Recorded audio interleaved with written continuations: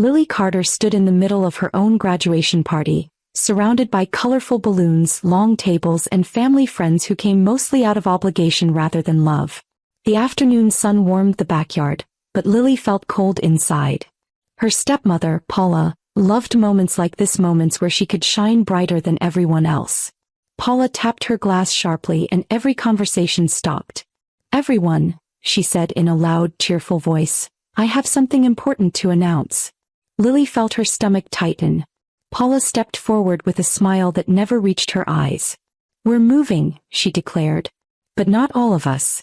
We're moving without Lily." The guests gasped and a few hands froze in midair. Someone whispered, "Is she serious?" Paula laughed as if she had told a harmless joke. "This house is too good for someone like her," she added. The laughter that followed cut deeper than any insult Lily had ever heard. Her father, Mark, stood beside Paula, staring at the ground like a child who had been caught misbehaving. Lily didn't cry. She looked straight at them and said calmly, "Have a safe move." Nobody knew she had bought the house last month. Nobody knew eviction notices were coming in the morning. And as she stood there with all eyes on her, Lily felt something powerful shift inside her, a quiet strength that had been waiting for this moment to rise. Lily had grown up believing silence was the safest language. When she was 12, her father remarried Paula, a woman who walked into their home as if she were stepping onto a stage meant only for her. From the first week, Paula behaved like everything she touched belonged to her: the kitchen, the living room, even Lily's father. The house changed. The air changed. Lily learned that every space she occupied had to be justified. If she sat in the living room for too long, Paula would vacuum around her feet as if clearing her away. If Lily cooked dinner, Paula would taste it, frown dramatically, and fix the seasoning while saying, "Let me rescue this." Every action carried a message. "You don't belong here." And her father? He drifted into Paula's orbit slowly, quietly, until Lily felt like she was watching him disappear. He didn't confront anything. He didn't defend anything. He just let life move forward with Paula at the center. Holidays became shows. Family photos became staged performances. Paula's children Lucas and Marie were always in front. Lily noticed her own face rarely made it into the frames on the walls. On birthdays, she watched from the staircase as Paula's children cut their cakes, blew out their candles, and smiled for pictures Lily never appeared in. She stayed because she was young. She stayed because she studied hard. She stayed because she felt she had nowhere else to go. And through it all, she built a quiet resilience no one saw, a strength that grew slowly in the silence she learned to survive in. There was only one person who consistently saw Lily's worth: her grandmother, Rose. Grandma Rose lived across town in a tiny apartment that always smelled like warm apple pies and lavender detergent.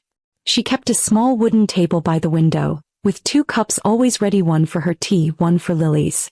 Anytime the house felt too heavy, Lily escaped there. The moment she stepped inside, Grandma Rose would smile and say, "You don't need to shout to be powerful, Lily. Some storms form in silence." Those words became her anchor. Through high school, through late nights where she studied at the kitchen table while everyone else slept, through the subtle daily ways Paula tried to shrink her, Lily carried that encouragement with her like armor. Paula hated Lily's success.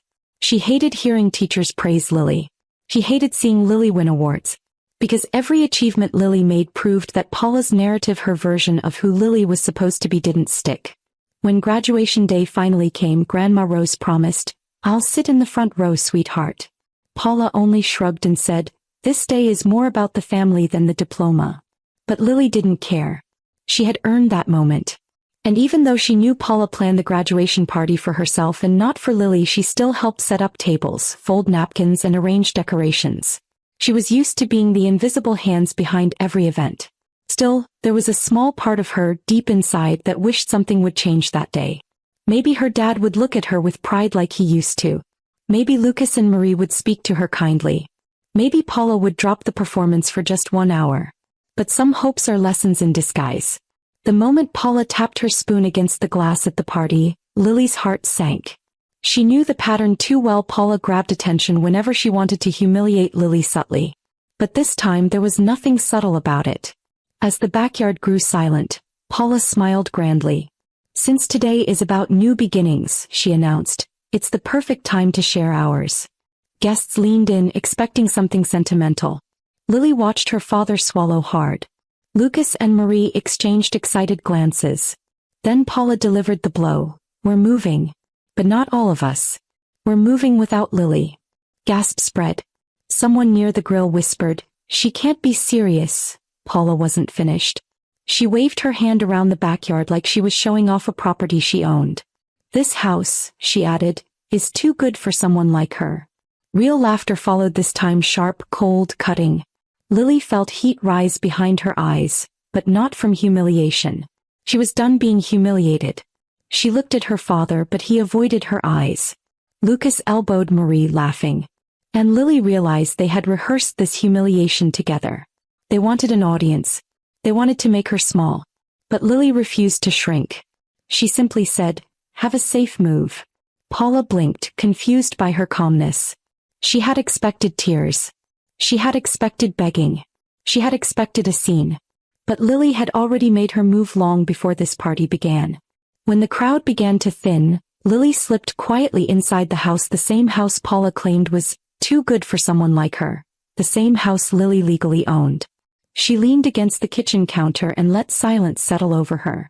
Through the window she could see Paula reenacting her dramatic announcement to a group of friends, all of them laughing. But inside the house, everything felt still, almost peaceful. Lily went upstairs to her small bedroom, the only space Paula never decorated because she expected Lily to eventually leave. On Lily's desk sat a folder, clean, organized, and full of documents she had gathered over months. The deed with her name on it, the payment confirmations, the purchase agreement, and the legally prepared eviction notices. Buying the house hadn't been revenge, it had been self-preservation. The previous owner needed to sell quickly, and Lily had spent years saving carefully from her jobs and scholarships. She never told her dad or Paula because she knew they would try to stop her. She also knew she didn't owe them that information. A soft knock came at her door. Her father's voice followed, low and uncertain. "Lily, are you okay?" She stared at the doorknob but didn't move. He didn't sound apologetic. He sounded scared of how the scene made him look. Lily answered simply, "I'm fine. You should enjoy the rest of the night." After he walked away, something settled permanently inside her. Doubt disappeared. Fear vanished. Tomorrow morning would be clean, legal, and final. No shouting. No fighting. Just boundaries, real ones, being enforced at last. The next morning arrived brighter than Lily expected. She woke before her alarm, the sunlight stretching softly across her room. Today wasn't about revenge. It wasn't even about anger. It was about truth, quiet, firm truth. She dressed simply, tied her hair back, and gathered the envelope containing the eviction notices. Outside, the neighborhood was calm, almost peaceful. A jogger waved as he passed by, unaware of the shift happening inside the house everyone thought belonged to Paula. At exactly 8:07 a.m., a car pulled into the driveway. A tall man in a neatly pressed shirt stepped out, holding a clipboard. He nodded at Lily. "Morning," he said. "Ready?" Lily took a breath. "Yes, thank you." He handed her a copy of the documents to confirm. Everything was in order, clean, legal, undeniable. "All right," he said, "let's begin." They walked toward the front door. Before the process server could press the doorbell, the door swung open. Paula stood there in a robe, holding a mug of coffee. Her expression shifted from irritation to confusion when she noticed the envelope. "Can I help you?" she asked sharply. The process server remained calm. "Yes, ma'am. These are for you." He handed her the envelope and stepped back. Paula opened it casually, then froze. Her face drained of color. What is this?" she demanded. The process server simply replied, "You've been served," and walked away. Lily stayed silent, her expression calm. Paula began flipping through the papers frantically, her hands shaking. No. This must be a mistake. But it wasn't. Lily stood in the doorway watching her stepmom's world tilt for the first time. And she didn't have to say a single cruel word. The document spoke for her. Paula stumbled backward as she read, her voice rising. "Mark," she screamed. "Mark, get out here right now." Her husband, Lily's father, hurried to the door with sleepy eyes, and confusion spread across his face when he saw the envelope. Paula shoved the papers into his chest. "Read this. Just read it." Mark scanned the first few lines. His eyebrows pulled together. Eviction, he whispered. What? Who? Then he saw it. The name on the deed. The signature. The date. His eyes lifted slowly to Lily, disbelief tightening every line of his face. Lily, why is your name on these documents? He asked quietly. Lily met his gaze without fear. Because I bought the house last month. Silence fell heavy. Paula let out a laugh that cracked in the middle. No, you didn't. You don't have that kind of money. You don't have the connections. You don't even have control. Lily answered calmly, you're right. I don't need control. I needed independence. And I have it. Lucas and Marie rushed outside, hair messy, voices irritated. Mom, what's going on? Marie asked. Paula pointed at Lily as if she had seen a ghost. She's kicking us out. She's kicking us out of our own home. Lily corrected her gently. It was never your home. The owner sold it and I made the offer first. Lucas stepped forward. You can't just evict us like that. You have school, jobs, things to do. Lily nodded. That's why you have 30 days to move. Everything is legal. Mark tried again. Lily, why didn't you tell me? She felt a small ache in her chest. Would you have listened? Or would you have let her talk over me like always? Mark opened his mouth but no words came. Guilt was the only thing left on his face. Paula's shock quickly shifted into desperation. She stepped closer to Lily, her voice trembling.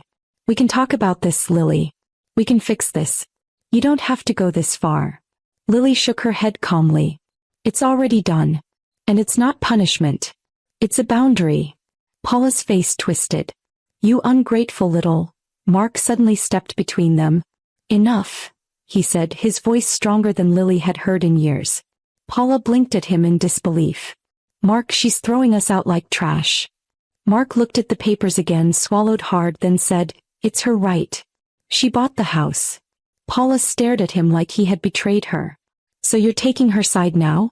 After everything I've done for this family? Lily watched them quietly. Lucas muttered, this can't be happening. Marie whispered, where are we even supposed to go? Paula tried again, her voice now soft and sweet, a tone Lily recognized as manipulation. Lily, sweetheart, you don't want to do this. Think about how this will look to people. Lily replied gently, I don't need to look good to people. I need peace. Paula's smile cracked instantly. So you think this makes you powerful? Lily shook her head. No. It makes me responsible for my life. Paula stepped back, shaking, her eyes bright with fury and disbelief.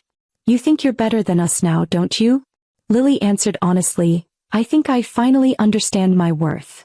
Mark tried once more to speak. Lily, please. Can we just discuss? Lily stopped him gently. Dad, you've had years to talk. Today is my turn to speak without interruption. And for the first time he went silent. A silence that admitted guilt. A silence that admitted loss. The family moved around the house in panic, their voices rising and falling like waves crashing against rocks. Lucas paced the living room muttering, this is insane. Marie stood at the window crying softly. Paula barked orders no one followed. Mark sat on the couch with his head in his hands, not knowing whether to comfort his wife or face the truth in front of him. Lily stood by the doorway, watching the chaos unfold, not with anger, not with triumph, but with clarity. She had spent years shrinking, bending, disappearing into corners just to keep the peace inside a house that only valued her labor, not her presence. Now she stood tall. Lucas approached her with frustration in his eyes. Are you really doing this? He asked. Lily nodded. Yes. Why? What did we ever do to you? Lily raised an eyebrow. Do you want the list alphabetically or in the order it happened? Lucas backed away, speechless. Marie whispered, Lily, please. This house was our safe place. Lily replied, for you maybe. For me it was a cage. Paula stormed out of the kitchen. We're not leaving. You can't make us. Lily held up a copy of the notice. The law says otherwise. Paula snatched it out of her hand, reread it, and slammed it against her chest. You are heartless. Lily exhaled softly. No. I finally have a heart for myself. The house, once filled with hostility, felt lighter with each passing minute. Every box they packed, every drawer they shut, every step they took toward the door removed another thread of the hold they had on her. For the first time in her life, Lily felt the air shift in her favor. By the time their bags were piled near the door, the morning sun had climbed higher, shining through the windows like a quiet blessing. Mark walked over slowly. His shoulders sagged and his eyes were filled with something Lily rarely saw in him: regret. "Lily," he said softly, "I know I failed you." She didn't interrupt. She let him speak. "I should have protected you. I should have defended you. I should have seen what was happening in this house." Lily nodded once. "Yes. You should have." Mark swallowed. "Can I fix this?" She looked at him with a calm he wasn't expecting. Fixing is not the same as apologizing. And apologizing is not the same as changing. He nodded slowly. Paula grabbed his arm. "Let's go, Mark. We've embarrassed ourselves enough." Mark hesitated. "Lily, will you ever forgive me?" Lily took a breath. "Forgiveness isn't a door I can open today. But maybe someday." Paula scoffed loudly. "Unbelievable." Lucas and Marie quietly carried their things outside. Paula followed, muttering angrily under her breath. Mark looked back at Lily from the porch, sadness pulling at his face. She didn't speak. She didn't wave. She didn't walk toward him. She simply stood tall in the doorway of the house she owned. When the last car pulled away, the street became silent, quiet in a way Lily had never heard before. No shouting. No footsteps. No whispers about where she belonged. Just peace. She stepped back inside and let the door close behind her with the softest click, a click that sounded like the beginning of a new life. And for the first time ever, the house felt like home. The house felt strangely quiet once Lily was alone. She walked through each room slowly, letting herself breathe in the silence she had been denied for years. In the living room, she brushed her fingers across the empty shelf where Paula used to place her fancy vases. In the hallway, she paused where Paula once hung a large family portrait that didn't include her. Now the wall was bare, clean, open, ready for something new. Upstairs, Lily opened her bedroom door and sat on the edge of her bed. The sunlight warmed her face, and for the first time she felt no fear of footsteps approaching or a voice calling her name with irritation. Her phone buzzed. A message from her grandmother appeared. "How did your day go, sweetheart?" Lily smiled. She called immediately. When Grandma Rose answered, Lily said softly, "I chose myself today." Her grandmother's voice warmed. "I knew you would. I'm proud of you." Tears slipped from Lily's eyes, not from sadness but release. "Grandma, I thought I would feel guilty," she admitted. "But I don't." "That's because you didn't do anything cruel," Grandma Rose said. "You simply stopped letting people hurt you." Lily leaned back on her pillow, breathing deeply. Her grandmother continued, "Now you can build a life that belongs to you, not one you were forced to endure." When the call ended, Lily sat in the quiet room, feeling a gentle strength rising inside her. She wasn't alone, not anymore. She had herself. She had her grandmother. And she had a future that was finally her own. Over the next few days, Lily began reclaiming the house piece by piece. She painted the living room soft cream, a color Paula had once called too boring. She changed the curtains in the dining area to warm gray. She removed the gaudy gold frames Paula loved and replaced them with simple artwork she had bought years ago but never hung. Each change felt like breathing fresh air. One afternoon, she carried boxes of Paula's leftover items onto the porch for donation. As she set them down, her neighbor, Mrs. Turner, walked over with curiosity. "Is everything all right, dear?" the older woman asked. Lily smiled politely. "Everything's fine. Just making changes." Mrs. Turner hesitated. "We heard some noise the other morning." Lily chuckled softly. "There was a misunderstanding. It's been resolved." The neighbor nodded slowly, understanding more than Lily explained. "Good for you, dear. You deserve peace." That evening, Lily cooked dinner for herself, roasted chicken and vegetables. She sat at the table alone, but it wasn't the lonely kind of quiet. It was restful. It was hers. She ate slowly, appreciating the stillness. After dinner, she walked outside to water the flowers she had planted along the porch. The sun was setting, painting the sky warm shades of gold and pink. She whispered to herself, "This is what home is supposed to feel like." For the first time she believed it. On the fourth day, Lily received a hesitant text from her father. "Can we talk?" She stared at the message for several minutes. Part of her wanted to ignore it. Another part wondered if he genuinely meant it. After thinking carefully, she replied, "We can talk by phone." Moments later, her phone rang. "Lily," Mark said, his voice low. I know I don't deserve your time, but I want to apologize." Lily didn't speak.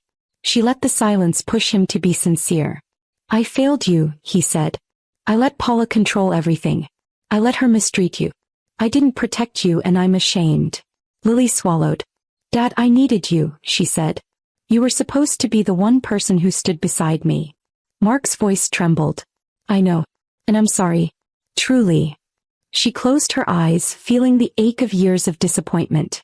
"What do you want now?" she asked. Mark hesitated. "I want to earn a chance to be in your life again. Not as your parent by title, but as someone who tries. Someone who learns." Lily took a long breath. "I'm not ready for that yet," she said honestly. "But the door isn't locked." Mark exhaled shakily. "That's more than I deserve. Thank you." When the call ended, Lily sat for a long time in the quiet. She didn't feel guilt. She didn't feel pity. She felt boundaries strong, healthy, necessary. And that, she realized, was growth. During the next week, Lily continued building her new life. She rearranged furniture, created a reading corner near the window, and hung a small plant above her desk. She set up a framed picture of her grandmother, one with both of them smiling outside a bakery 2 summers ago. Every little change stitched comfort into the house. One afternoon, while painting the hallway, the doorbell rang. Lily paused, wiped her hands, and opened the door. There stood Marie, clutching a small box. Marie looked nervous. "Hi," she said quietly. Lily stepped aside cautiously. "What do you need?" Marie held out the box. "These are your old notebooks. You left them in the upstairs cabinet. I thought you'd want them." Lily took the box without smiling. "Thank you." Marie swallowed. "I'm sorry for everything. I followed my mom. I shouldn't have treated you like that." Lily nodded slowly. "I appreciate the apology." Marie's eyes filled with tears. "Are you okay? I mean, really okay?" Lily answered simply, "I'm better now." Marie nodded and turned to leave. Before she stepped off the porch, she looked back. "I always knew you were stronger than all of us," she whispered. Lily watched her walk away and closed the door gently. It wasn't closure, but it was something. And sometimes something is enough. One peaceful Friday evening, Lily stepped into the backyard with a cup of tea. The string lights Paula once hung for attention now glowed softly above her, warm and gentle. Lily sat on a wooden bench, watching the quiet neighborhood settle into the evening. She thought about the girl she used to be, the one who stayed silent, stayed small, stayed unseen. And she thought about the woman she became, the one who chose herself. As she breathed in the cool air, her phone buzzed. A message from Grandma Rose. "I'm baking apple pie tomorrow. Come if you want." Lily smiled. She replied, "I'll be there." She took another sip of tea and whispered to herself, "I finally came home." In that moment she knew the truth. This house was no longer a battleground or a reminder of pain. It was a beginning. A safe beginning. A quiet beginning. One she built with her own strength. The moon rose slowly above the rooftops and Lily felt her chest lighten. She wasn't angry anymore. She wasn't broken. She wasn't alone. She was free. And freedom, she realized, didn't always come from loud victories. Sometimes, it came from a single decision to stop shrinking and stand in your own space with dignity. Moral lesson. Choosing yourself isn't selfish, it's survival. Silence is not weakness. Sometimes it is the boundary that protects your peace. When people refuse to see your worth, you are allowed to walk away and build a life that honors who you truly are.